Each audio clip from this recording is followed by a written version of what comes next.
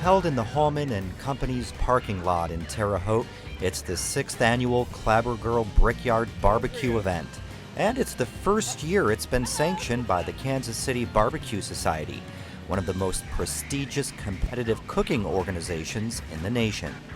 Kansas City Barbecue Society, make sure it's all honest, that everybody has an even playing field, whether you're cooking on a backyard Brinkman that you bought for $50 or you're cooking on a $10,000 rig. Everybody's on the same playing field and anybody can win.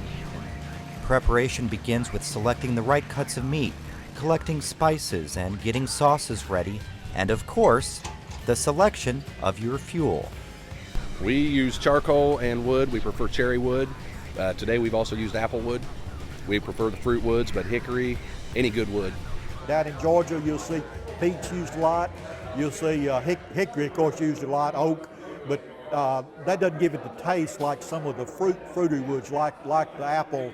Maple gives it a good taste. A peach. In Texas, mesquite, they'll use mesquite wood to give it the different smoky taste to it. The preparation's the biggest part. We start a day or two ahead of time. Then we're pretty much up all night working on our trimming our meat, getting our seasonings ready, getting our sauce ready. Once the crews have their plans in place and their meat selected and trimmed, it's time for check-in and inspection. Then the contest begins.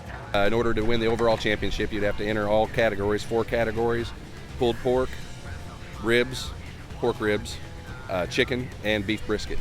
4th is brisket, and that's the neck cut from the cow. That is potentially the hardest to cook, and that's what barbecue is taking a poor quality of meat and making a desirable dish out of it. And the brisket proved to be the most challenging meat for most contestants. And it's just because you've got to have it just perfect every time. It's a little too done or a little too cool after you've gotten it cooked, it can just ruin the whole thing.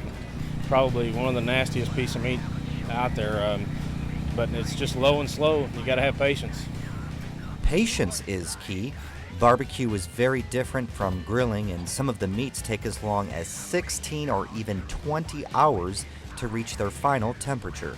Think more in terms of smoking it, getting the flavor in it, getting the smoke flavor in it, rather than searing it and actually cooking. You cook low temperature and long time. And it does take a long time. Time to think about the process and about strategy. That's all we're doing is searching for what the judges are looking for. The judges look for bite-through skin on the chicken. They're looking for the ribs to be, when you take a bite of it, that it clings to the bone but doesn't fall off the bone. Pork, they're looking for that to be moist and not dry. The way that they check the pork, the way the judges check it is they'll put a piece in their mouth, take their tongue and push it to their palate. They're looking for something that doesn't mush between their tongue and their palate, and yet not be hard or harsh. They have to be meticulous, particular, and get every little thing just right, or they won't get that good score. They have to really try to get that good score. If it's something that you would drive 50 miles down the road, pay 10% more for it, and think you got a good deal, that deserves a 9. The cook did what he's supposed to do. Give the cook the benefit of the doubt. If you're between an 8 and a 9, go on, give him a 9. If he did the best that he could, he deserves a good score. And first place, which gets $1,250, and this trophy goes to Who's Your Favorite. Congratulations. It was hot and miserable and a lot of work, but winning this trophy has just been the best experience I can ever talk about. We usually take our money, our winnings, and put it back into our barbecue, and just keeps us going.